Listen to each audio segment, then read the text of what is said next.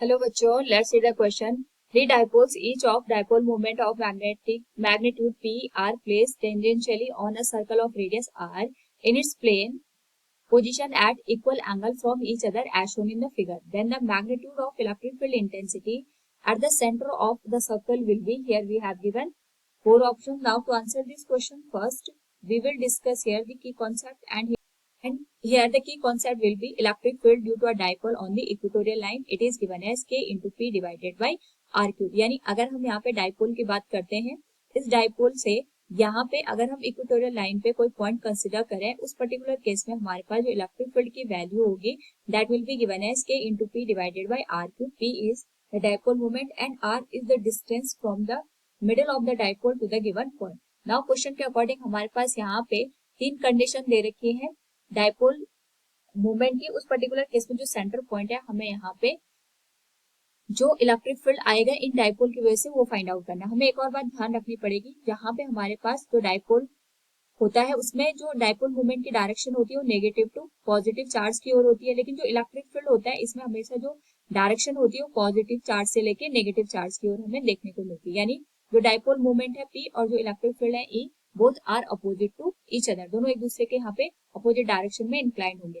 इस केस में अगर हम ऑब्जर्व करें तो हमारे पास यहाँ पे जो डाइपोल दे रखे हैं उसके करस्पॉन्डिंग सबसे पहले अगर हम बात करें तो ये हमारे पास यहाँ पे वैल्यू आ गई। जो सबसे ऊपर हमने डाइपोल रखा है P3, इस तरीके से इसकी कंडीशन दे रखी है। जो हमारे पास यहाँ पे सेकंड डाइपोल है, अगर मैं इसको कंसिडर करूं that is given as P1, ये हमारे पास P1 आ गया and this is given as P2। Now यहाँ पे क्योंकि तीनों की वैल्यू सेम है और यहाँ पे जो एंगल दे रखे हैं इनके बीच में ये 120 डिग्री के बराबर दे रखे हैं, तो जो ये एंगल आ जाएंगे आपस में ये 60 डिग्री के बराबर होंगे। नाउ इसके करस्पॉन्डिंग अगर हम इलेक्ट्रिक फील्ड की डायरेक्शन देखेंगे एट द सेंटर पॉइंट, तो जो हमारे पास इलेक्ट्रिक फील्ड की डायरेक्शन होगी वो डाइपोल मोमेंट के जस्ट अपोजिट होगी। जैसे यहाँ पे P3 इस डायरेक्शन में इंक्लाइंड है, उसके करस्पॉन्डिंग जो इलेक्ट्रिक फील्ड आएगा ये इस डायरेक्शन में आएगा। जो सेंटर पॉइंट है उस पे जो P2 की डायरेक्शन आएगी वो इसके जस्ट अपोजिट आएगी, यानी इस डायरेक्शन में हमें इलेक्ट्रिक फील्ड E2 देखने को मिलेगा।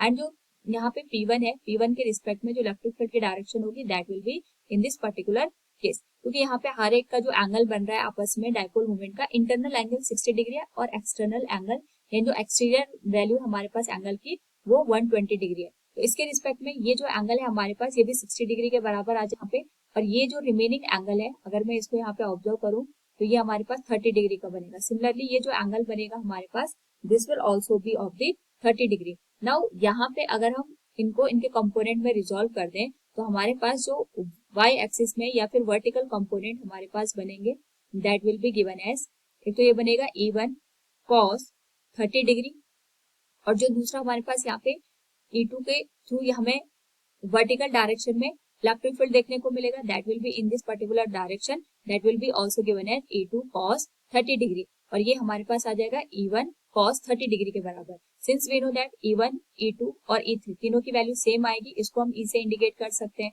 दोनों एक दूसरे के जस्ट अपोजिट डायरेक्शन में है, तो जो y एक्सिस के कंपोनेंट बनेंगे या हमारे पास वर्टिकल कंपोनेंट बनेंगे, इनकी वजह से जो इलेक्ट्रिक फील्ड आएगा that will be equal to 0, ये हमारे पास 0 के बराबर आ जाएगा।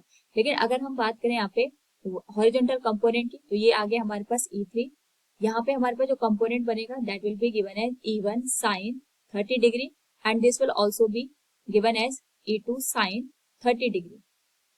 नाउ यहाँ पे अगर हम सारी वैल्यूज को कैलकुलेट करें, तीनों एक ही डायरेक्शन में है, तो जो नेट इलेक्ट्रिक फील्ड बनेगा that will be given as E3 plus E1 sin 30 degree plus E2 sin 30 degree के बराबर, क्योंकि ये हमारे पास यहाँ पे इक्वेटोरियल लाइन पे है। अगर हम इसको यहाँ पे ऑब्जर्व भी करें डायग्राम में तो ये हमारे पास डाइपोल मूवमेंट है और यहाँ पे हमें इसकी इक्वेटोरियल लाइन पे वैल्यू को कैलकुलेट करना है। E3 की वैल्यू E के बराबर आ जाएगी, E1 की वैल्यू भी E के बराबर आ जाएगी, sin 30 1/2 होता है एंड इट इज ऑल्सो 1/2। तो अगर हम यहाँ पे तीनों को ऐड कर दें तो हमारे पास जो टोटल वैल्यू बनेगी that will become 2 + 1 + 1 that will become 4E/2 के बराबर, जिसको हम लिख सकते हैं twice of E। And equatorial line पे जो हमारे पास इलेक्ट्रिक फील्ड की वैल्यू बनती है that is k into p divided by r cube. Now यहाँ से अगर हम ऑब्जर्व करें तो हमारे पास जो रिजल्टेंट इलेक्ट्रिक फील्ड बनेगा at the centre that will be given as 2 into k into p divided by r cube. Option B will be the right answer. Hope all you understood it. Thank you and best of luck.